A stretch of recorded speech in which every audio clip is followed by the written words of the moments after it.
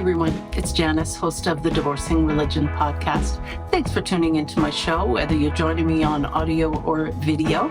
I've heard from some folks recently who have told me just how much the show has meant, and some of them have even found it not only to be life-changing, but life-saving, as they felt there was no one else who understood what they were going through, and they found the Divorcing Religion podcast, and they started feeling encouraged. Please help me keep my show on the air. Become a member by clicking the join button on the Conference on Religious Trauma YouTube channel. Thanks.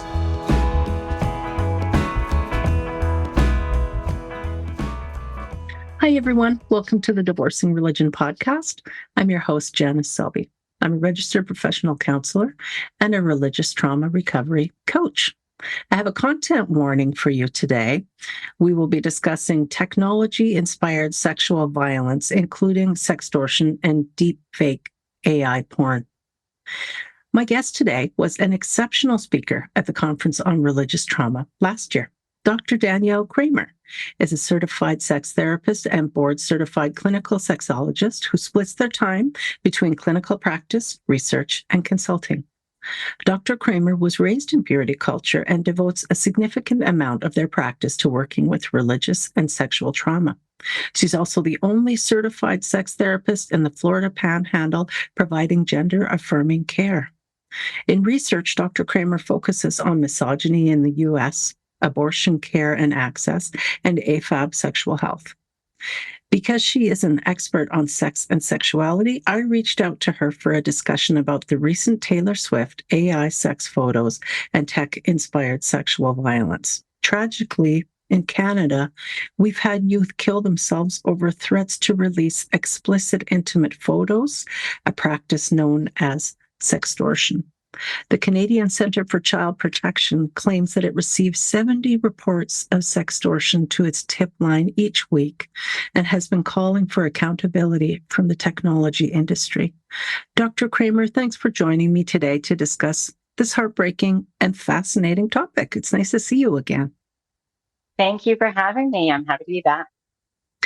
I thought it really was just shocking a couple of months ago hearing about that people had used AI to generate photos of Taylor Swift in, states that she didn't agree to. It was not consensual at all. It was people putting out nude photos of her, and they were developed by AI. And this was just such a interesting and kind of scary development, something that we don't typically think about.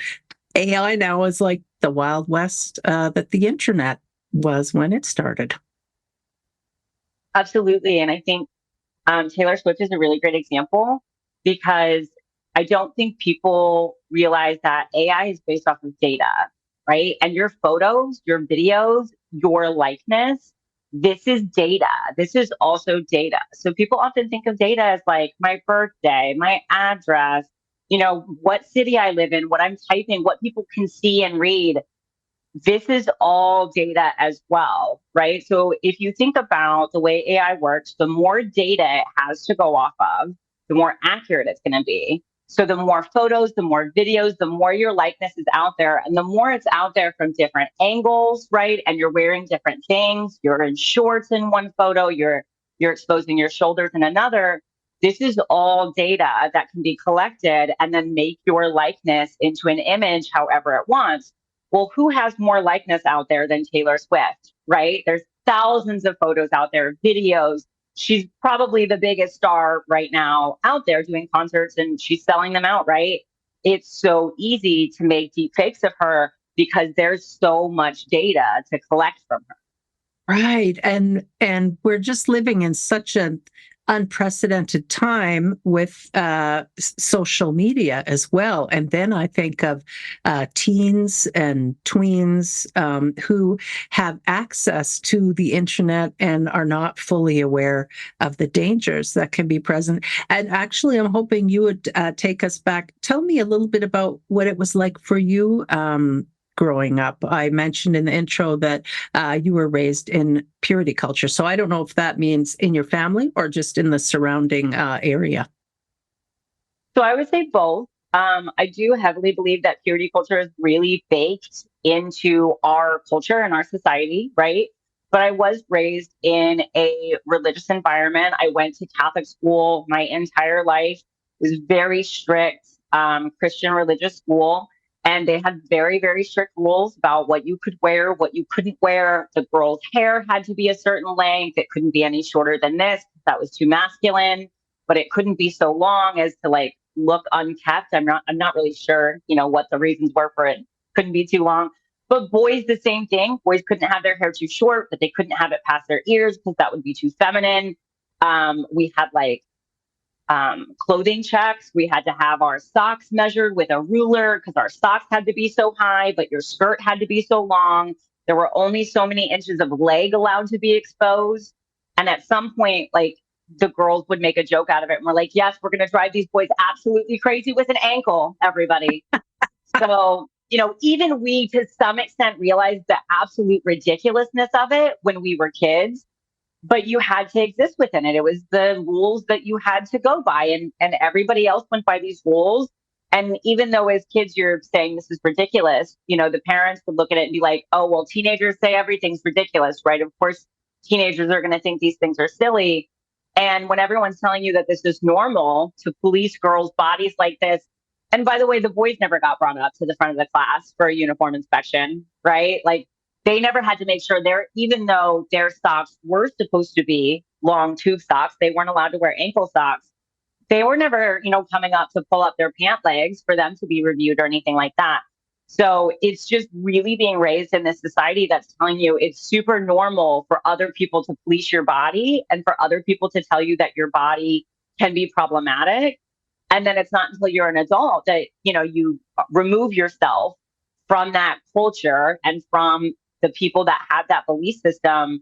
It can be such a bubble in a lot of ways.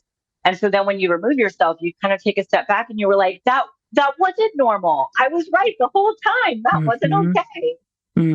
Yes, I recently had a guest on who does research around disordered eating, and we were talking about the role that the Christian church can often play in that as they are trying to police the bodies of girls and women, and that they're supposed to look a certain way, or your future husband will not be interested in you. And of course, that's the only option available. It has to be a husband for a wife when you're in a lot of Christian churches, but particularly ones that are non-progressive, as they say. So yeah, we are familiar with having our bodies policed by other people when it comes to religion.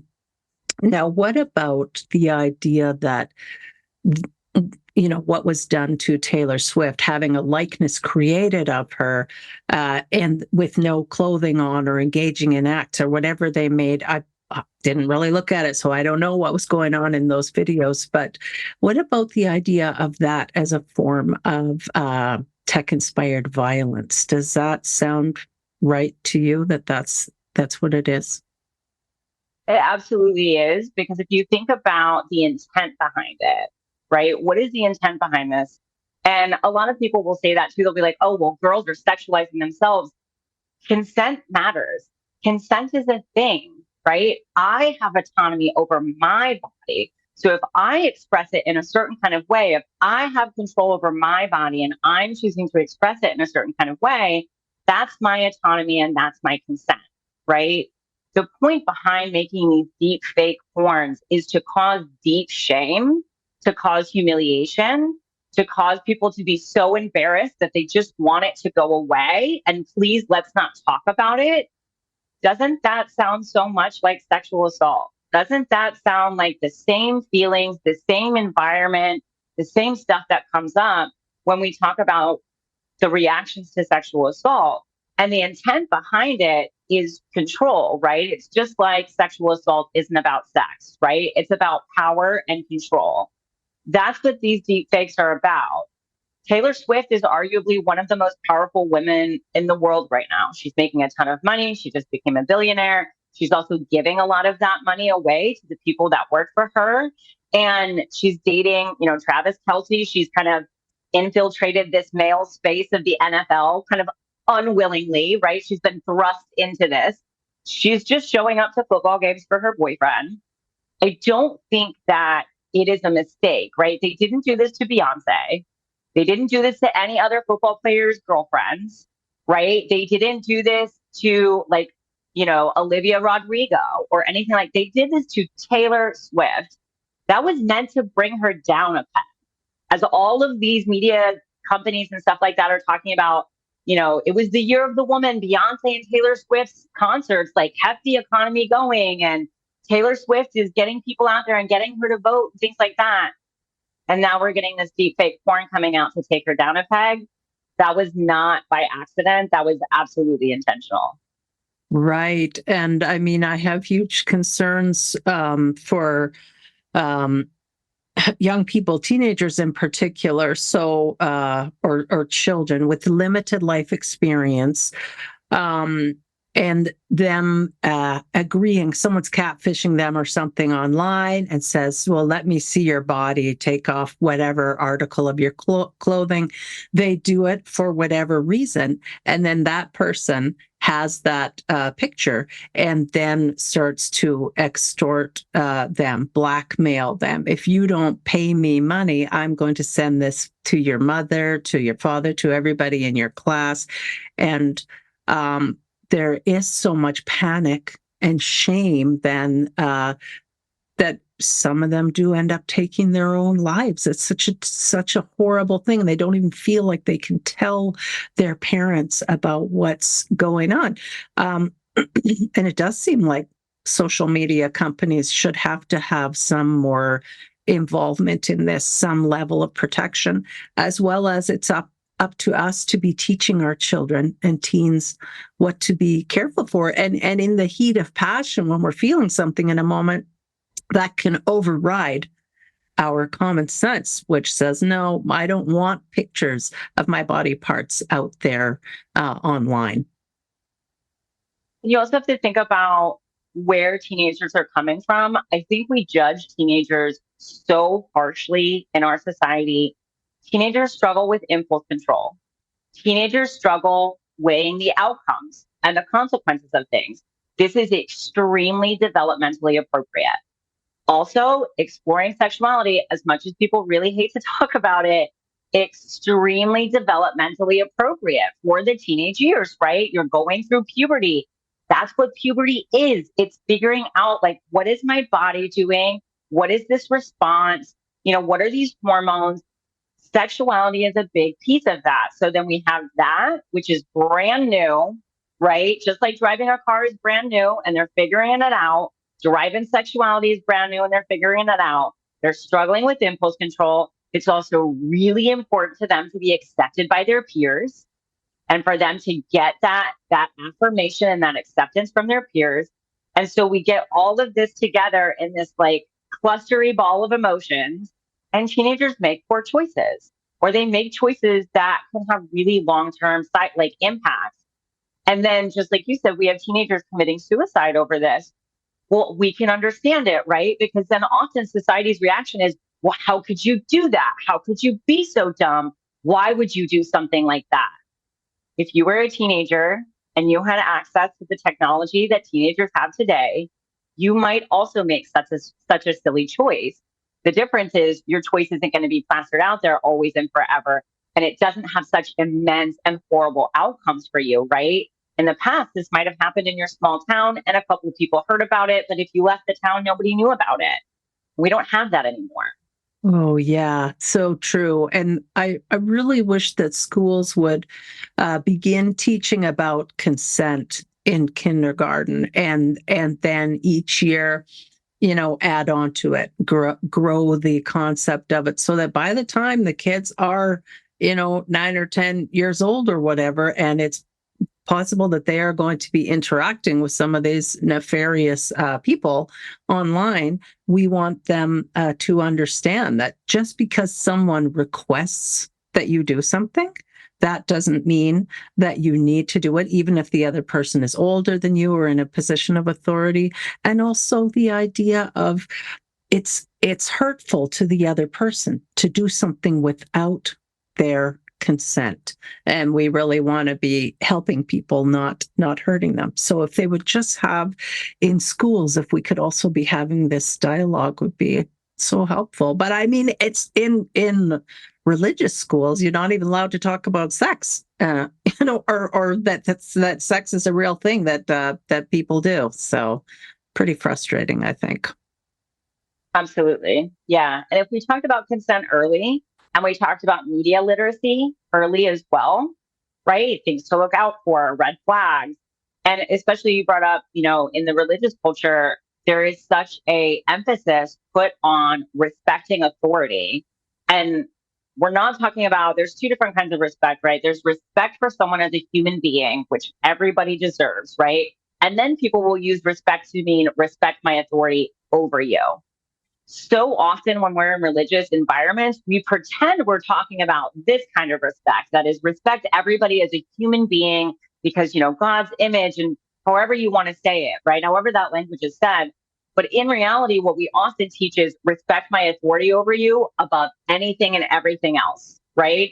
And when we do that, then you are surprised when you have a teenager that gives illicit photos to an adult that pressures them for it. Well, you just taught them to always listen to adults or to respect authority, right? So there's no nuance and gray area there. And when we make things very black and white, we can't then get upset or be surprised when our teenagers don't have that critical thinking down.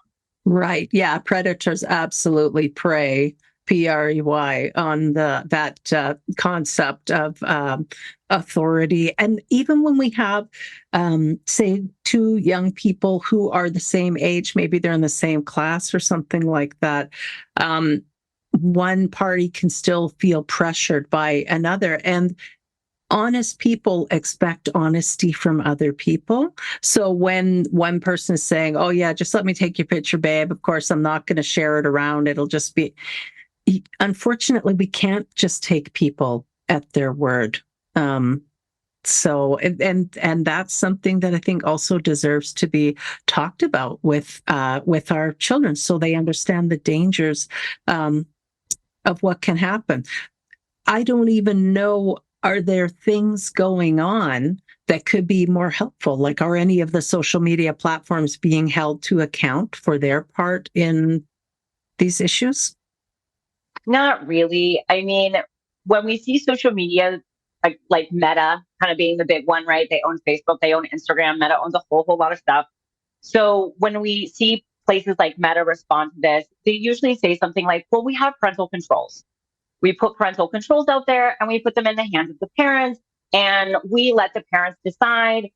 And look, I get it. I see where you're coming from. We're not trying to take away parents' decisions. We're not trying to take away people's autonomy to make choices for their kids and things like that, right? And also, we all know that, TikTok videos showing a 2-year-old little girl eating a corn dog have way too many likes and saves on them, right? Like when you see a video of a 2-year-old eating a corn dog and it has 300,000 saves, but then you see a video of a 2-year-old just walking down the street with her dad and it has 0 saves. And you see that over and over. These are the things that researchers are looking at, right? We're looking at patterns. We see those same patterns happen to 12, 13, 14-year-old girls, right? We see those same patterns happen to 16-year-olds. It all depends on what flavor of child this person's looking for, right? And so they can go online and they don't even really need to access these child porn websites anymore to get child sexual abuse material. They can just go on social media and they can see some of these pictures of cute little girls in skirts twirling around and things like that. And now that we have AI that can make deep fakes, we knew when AI came out, and even the AI creators, people in big tech that made this, they said themselves, we knew when we made this technology, it was going to be used for porn. We knew it was only a matter of time because it always is, right? It always is. So they themselves knew that this was going to be a problem. The issue is we didn't solve the problem. We knew it was going to be a problem, and everyone just said, well, people are going to do that kind of stuff. And no, this is a problem. right? And I think that part of the reason we kind of got the shrug shoulders response is who is some of the big pushes behind this, right? It's mostly men, right? It's mostly men that are funding this. It's mostly men that are doing a lot of the development of the AI. Absolutely not to say that female programmers do not exist and are not absolutely amazing.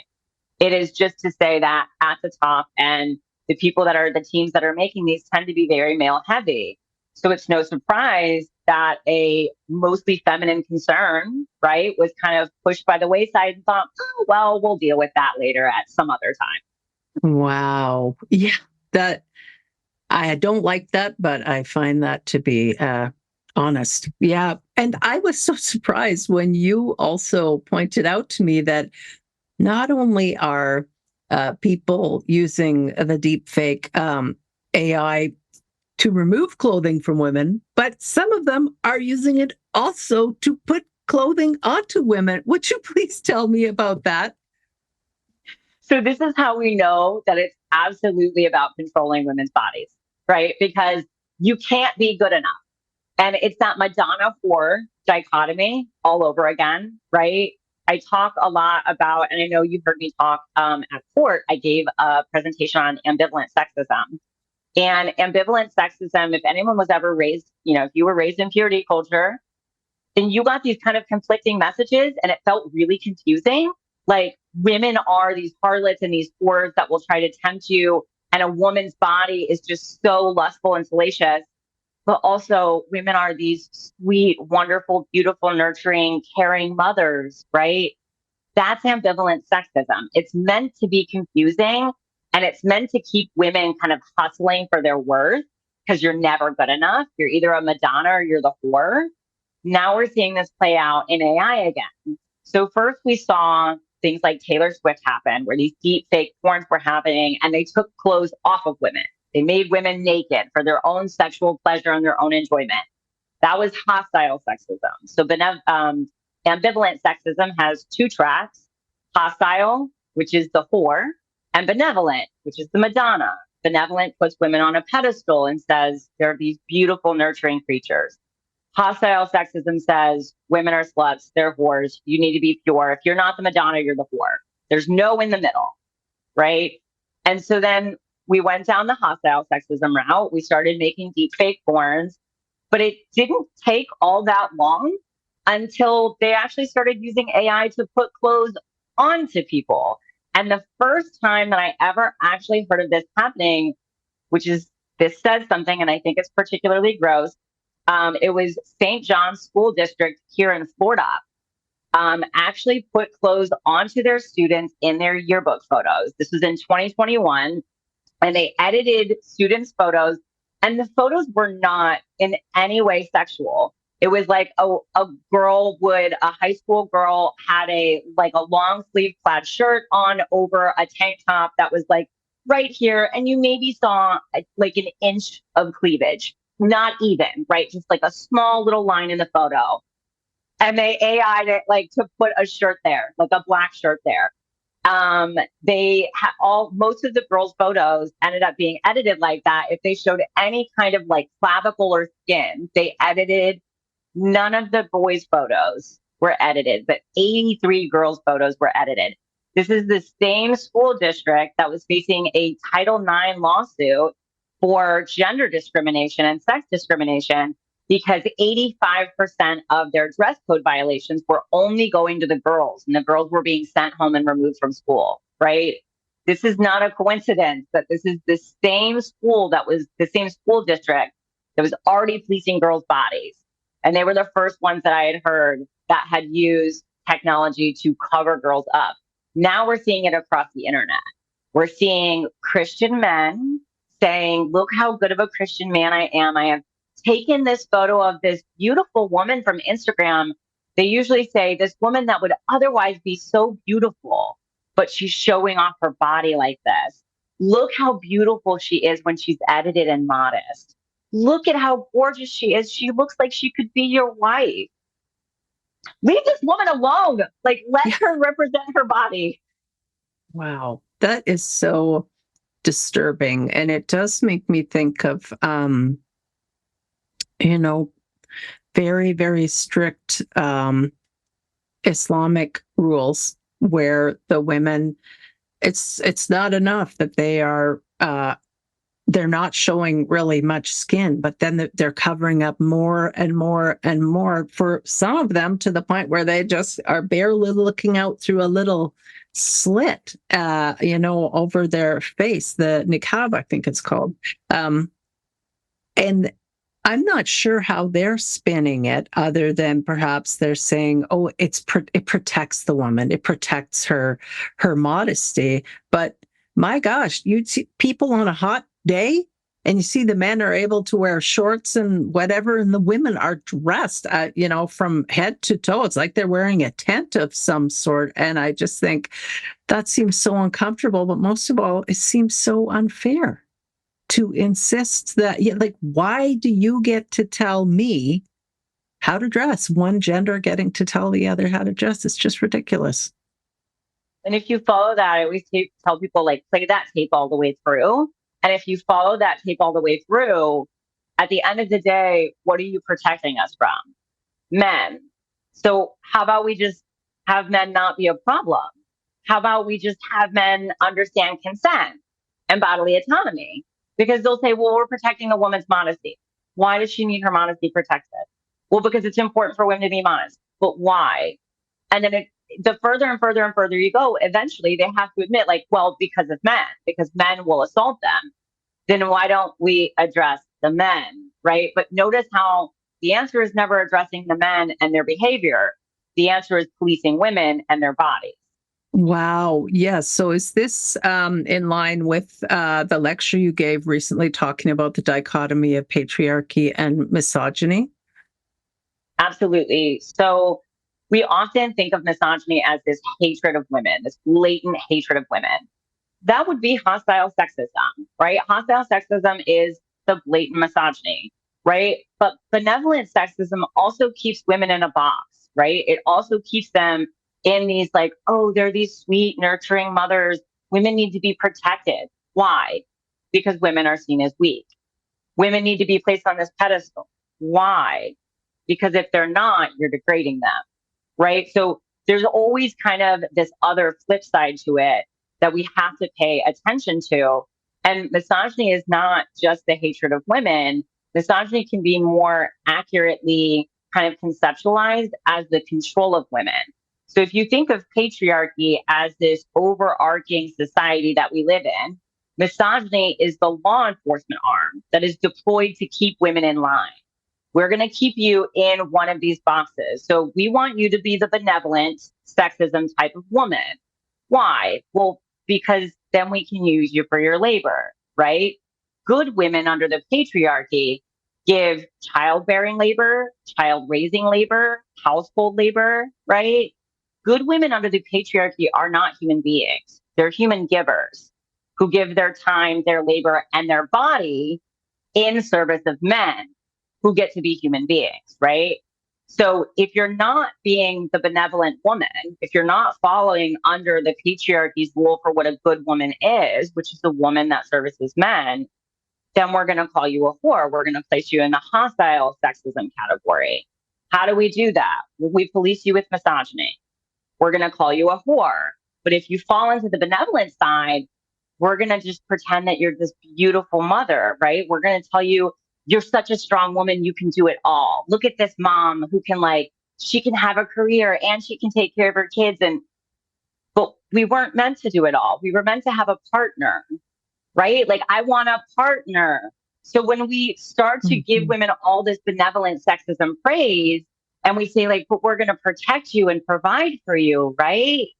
Why do you need to protect me from men? Why do you need to provide for me? Because you kept rights from women. We weren't allowed to have our own bank accounts. We still have a gender pay gap, right? So misogyny keeps you in line. That's how we're going to police you. And sexism justifies the norms, right? Sexism says this is why we have this, because men and women are so different. Misogyny polices them and keeps them in line. Wow. And as someone who grew up in the evangelical church, and that was my community, my identity was as a, virtuous Christian woman. And it it didn't really cross my mind for many years because I bought into it. It's like that the fish doesn't know it's swimming in water, and it was always couched so beautifully that the man is to be the loving protector and the provider and all these things. And of course, why wouldn't you be satisfied to be a wife and mother? Why would you feel the need to have a career? All these things that they in some ways they made sense, but also I was never being provided with other options. Right. And you'll hear often, like you said, the protect and provide thing. When I bring this up, often we'll say things like, well, we don't want you to have to protect us, right? Like, and then men will flip it and say, okay, well, then we won't protect you. So we get to hit you, right? Or like, if you're equal to us, that's usually where it goes to, right? Well, if women want to be equal, then we get to, first of all, you don't get to hit people. Like, you don't just get to walk. That's called assault, right? Number one. But that's not the alternative, right? The alternative to benevolent sexism, to being placed on this pedestal and being protected and provided for, we're often sold that the alternative is hostile sexism. And you see this really clearly if a woman is assaulted, right? People will often be like, well, where was your man? What? What? Well, what were you wearing? Were you being a benevolent woman? Were you being a good enough woman under patriarchy? Because if you weren't, we're going to use hostile sexism and blame you for it anyway. The caveat to this being, I don't want to be protected. I want to be free. It's not either or. The middle ground is freedom. I don't have to be protected because I'm free to live my life without the threat of male violence. I don't need to be provided for because I am free to have a career that provides for me. And if I want a partner and we can co-create this life together, that's lovely, right? But the middle ground is freedom, not either hostile sexism or being placed on a pedestal and protected and provided for. It's our ability to live our lives freely the same way that men get to. Do we know if in countries that aren't so religion focused, like outside of North America, so I'm thinking of Scandinavian countries primarily, do we know if their rates are similar or the same when it comes to sexual violence and kind of patriarchal thinking and misogyny? So it definitely still exists, right? And I think anyone in like countries in Europe or like the Nordic countries are kind of the ones that are sort of places generally being better in terms of, paid parental leave and more like equality among the sexes. That's, domestic violence still happens there. Femicide, which is the murder of women or the murder of a female person, it still happens there. But it doesn't happen at the rate that it does here. It doesn't happen at such exceptionally high rates. In the United States, I can speak for the United States statistics. I know you're in Canada. 3 women a day are murdered by their intimate partner in the United States. We have the highest maternal mortality rate of any developed nation. We're far above you, Canada. We're far, far above you. Canada's is somewhere around 8. Our maternal mortality rate is 32.9. For Black women, it's 69.9. None of those rates. So it's not 69.9%. I always have to tell people the rates are 1 death per 100,000 live births, right? So it's a rate. Those rates do not take into account the number one killer of women in pregnancy, which is men killing them. So our rates are already exponentially high. The top 3 killers of maternal mortality are sepsis, hemorrhage, and blood pressure related complications, right? None of those take into account the number one killer, which is men killing women. That's significant. That is a problem. The number one killer of pregnant people is men. That's asinine. That's insane. And it's completely preventable. Wow. And then I think too of how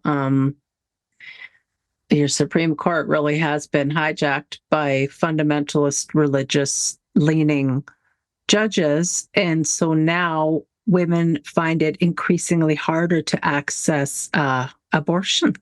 And so we know that their rates of death are going to rise as a result of that too. And doctors are becoming increasingly frustrated in the United States if they can't practice medicine, helping the women who, in some cases, are women who need it need the most help, and their hands are being tied. That's mind-boggling to me, and really does have to do with patriarchy and misogyny and wanting to control women and control women's bodies. I never would have thought in 2024 that this would be the way things roll out. So that just seems crazy. Now I wonder about, do you know of any legislation that's coming up that may be helpful, or what can people do potentially to protect themselves from like the deep fake AI stuff or sextortion? How can people protect themselves, and what might the government do? So in the US right now, our federal government is working on something called the Defiance Act. I believe Canada is working on something relatively similar, and it would criminalize the creation of deep fake porn and the distribution of it under the condition that the person that made it was aware, or at least should have been reasonably aware, right? That the person you are making it of did not consent to it. Obviously, if someone consented to something, that is different, right? Again, autonomy. If you consent to having deep fake porns of yourself made, no judgment. That, like, do what you want to do as a grown adult, right? However, in cases where it is clearly non-consensual and deep fake porns are made and distributed, it will then become illegal and allow somebody to sue you for that. So then you can be held civilly liable. Will you be able to be held criminally liable? That's something that we're still working on, right? Now, if it's obviously anybody that is under the age of 18, that will be distribution of child sexual assault materials regardless, right? Because you can't distribute underage material no matter what. So any of that will immediately be illegal. But for the people that distributed of anyone 18 and older without their consent, you will be able to hold them civilly liable. I'm hoping we're going to see criminal liability come soon as well. But just like we saw with like sexting, remember back in the day, we kind of had to have legislation slowly start to come down about, if you send this text message, if you send a sexy photo to somebody and then they distribute it, are they criminally held liable? It took a while for that legislation to come down. And I think that we're going to see the same thing. Our technology is faster than us at this point, and it will continue to be faster than us. And I think that's something really important for parents to remember and understand is the people that made the Taylor Swift deep fakes had access to tons and tons and tons of photos of her, right? But they also had access to databases. They had access to the programming to do that, right? This will only become more available. As AI develops and it comes out, we get better and better and better at this. Just like smartphones got cheaper and the technology got more available, so will AI and the ability to create this stuff, right? So this is something for parents to be aware of, is this is not going to get better. It is going to get worse, and technology is faster than we are with legislation. So keeping that in mind, I know a lot of parents are doing this. I think this is great. Keep as many images of your kids off the internet as you can for as long as you can. If you want to post photos, do it the celebrity way. Lock your kids' faces out. Black them out, put an emoji over it. I don't care what you do, only show the back of their head. Remember, everything is data. So even if you show the back of their head, that's still data, right, that people are getting. But these apps are free for a reason. Instagram, Facebook, TikTok, they are free because acquiring your data is worth money, and it is worth more money to these apps than it would be if they charged you for a subscription. So if they charged you $10 a month for a subscription and they charged everybody that used it $10 a month for a subscription, TikTok has billions and billions of users. Why is it free? Because mining your data is worth more cash to that company than if they charge you for a subscription. So keeping that in mind every time you use these apps, any photos you give them are data for them to use. So block out your kids, have your kids set their profiles on private. I know it's not cool. I know it's not popular. I know it's not going to get them a ton of followers, but it is going to keep them safe for as long as possible. Right. And you you have a tremendous presence on social media. And that's something I imagine that's, helpful in you educating people, but also telling people about the work that you do. How can people find you on social media?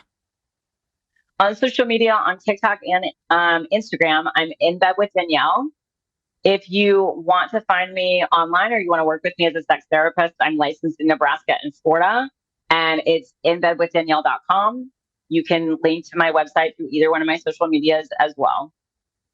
Wonderful. Yeah, I think it's really important, certainly also for parents to be willing to have frank discussions with their children. I mean, hopefully, right from the time our kids are small, we're having such earnest, age appropriate discussions with them that they don't feel embarrassed to come to us, that they know they can ask us anything and they're going to get an honest reply from us, an honest response.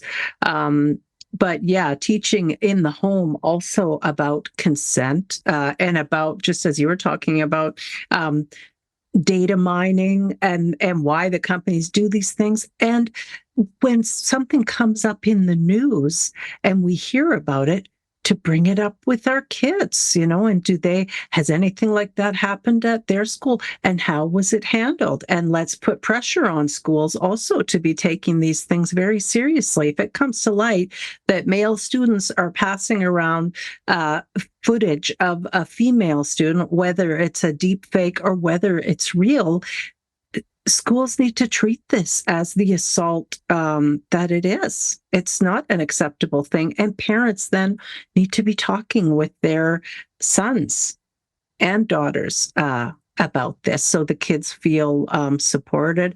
Hopefully we can prevent even one more instance of a young person taking their own life because they have felt so shamed and felt like they didn't have any other option but to end their life. But kids need to know that we're there to support them and that this isn't going to be, I mean, once an image is out there, it is essentially out there forever, but it doesn't have to define your life. I think of Monica Lewinsky and the big scandal around her and former President Bill Clinton and just how huge and devastating that was for her. And I look at her now and she is such a champion of anti-bullying.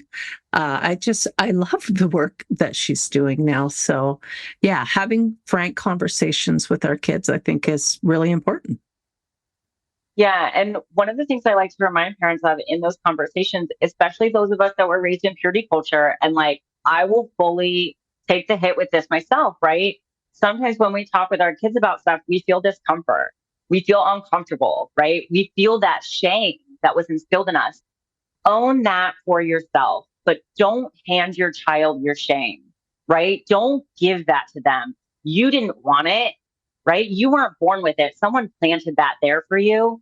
Don't plant it in your kids, right? So anytime you're having that conversation or you start having a conversation with your kids and you feel that discomfort come up, lean into that discomfort. Don't lean away from it and think, where did this come from? Where's this discomfort coming from? Who gave this to me? What is this surrounding, right? Why is it coming up for me now? But what we don't want to do is start to feel that discomfort and then shame our kids and be like, well, you shouldn't be doing this and don't. And then we shut down communication, right? It's really easy to shut that down. Feel that discomfort, talk with somebody, right? We're both counselors. Talk with a therapist or somebody, work through that discomfort. If it's so uncomfortable that you're like, I can't do this alone, you don't have to. There's support communities, there's professionals out there, right? But deal with that discomfort before you hand it down to your kids. So beautifully said. Can we talk for a minute about the concept of ethical porn? and ethical porn sites. So I know that your work is all around sexuality with clients who come to you with various questions and concerns. Some people might not even know what ethical porn is or that it exists. Can you talk a little bit about that? And I'm thinking too about teenagers that we know are likely accessing porn sites. Why not be able to have a conversation with them where you understand that there's a lot going on in their body and in their mind? There's lots of curiosity. And if they are going to use sites, then here's a better option. So one of the things I think is super cool about teenagers these days is that they are very into social justice, right? And they're very into rights, right? Like they were raised with LGBTQ rights and things like that. So if you make this a discussion about like morals and ethics and stuff, they're going to lean into you. They like that stuff, right? They're in a generation that's very much embracing this. So I always like to tell people it's not porn that's the problem. It's what's being depicted in porn and the type of porn that is the problem. Porn is just a media. Porn has literally been around BC. It is old. As soon as humans figured out how to write something down, like a year later, we were figuring out how to make sexy photos, right? So this is old. Ethical porn is porn in which everybody inside of it is consenting. So everybody consented to the scene that is being filmed. Nobody was pressured. Nobody felt like they had to do it for any reason, which again, this goes back to that conversation with consent. So if you've already put consent, Fry's consent is what I go off of. If anyone's listening to this, you can Google Fry's consent. It's an acronym. It's a really good framework to start teaching your kids. It stands for freely given, reversible, informed, enthusiastic, and specific. So now we're looking at porn and we're going, do you think that looks like Fry's consent? Do you think she consented to that? Do you think she liked that?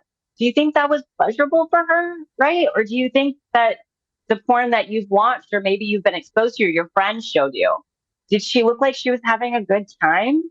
Wow. How do you think that would make her feel? Like if you were interacting with a woman. So then we talk about ethical porn, which everyone has consented to the scene, right? We know everyone consented to it, even if it's, again, when we're talking about teenagers, they shouldn't be watching BDSM porn, folks. Like that's high level stuff, right? Like let's talk to kids about that stuff too, right? But ethical porns where everyone is consented, people were paid fairly, everyone was paid fairly. The female performer and the male performer were paid fairly, and they had some control over their image and likeness and what that final product looked like, right? So they're not just getting pressured into doing a scene, getting paid very little for it, and then have no control over what that final product looks like. Wow. Excellent. Yeah, this is a topic that I wish more people would talk about. And then for me, the additional direction it goes into is sex workers. And there's such stigma around sex work. And so I would love for people to have a greater understanding of that, and that it doesn't have to be this big shameful thing. That big shame is there because of religion, because of patriarchy, because of misogyny.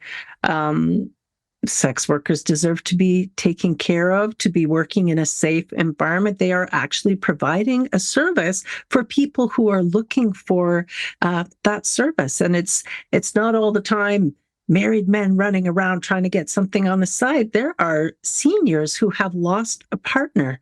There are people who maybe have a physical disability or whatever kind of disability. And so it hasn't worked for them to be with a partner, but they still deserve to experience pleasure and happiness around sexuality. So these are things that just aren't spoken of very often, but I think they're really important topics.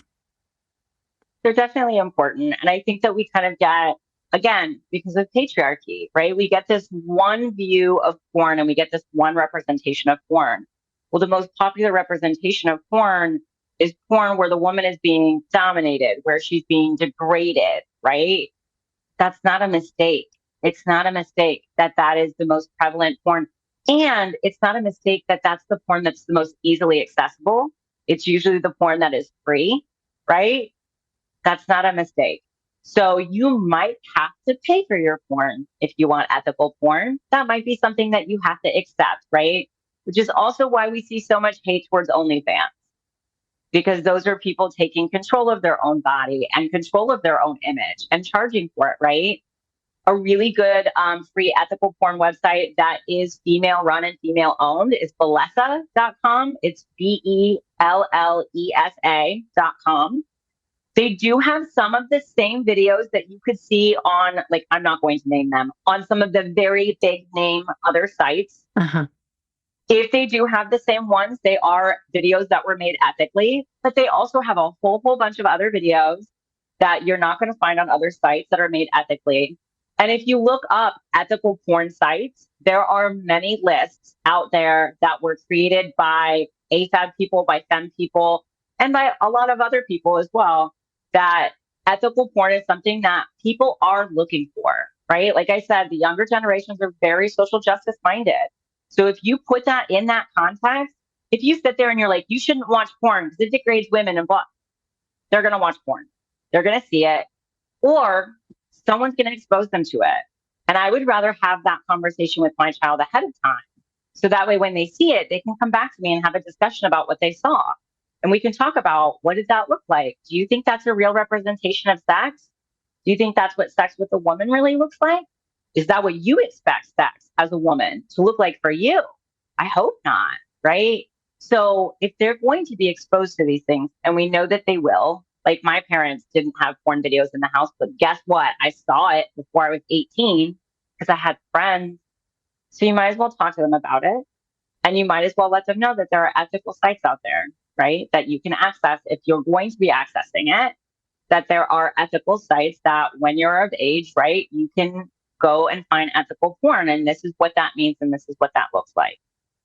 Wow, it is so refreshing to talk with you. Thank you for joining me today, Dr. Danielle Kramer, in bed with Danielle. Is there anything else that you wanted to say? Any final thoughts before we go? I think my only final thought is just remember what I said about data, y'all. Everything's data, right? Your pictures, any photos. I get it. We might have family that live far away. We want to post our photos for our kids and stuff, and they send them in a text message, right? Or get one of those cool family photo frames that everyone can upload these cool photos onto, right? And we just gave my grandmother one of those for her birthday, and all the grandkids are uploading. We can upload them from our phones onto an app, right?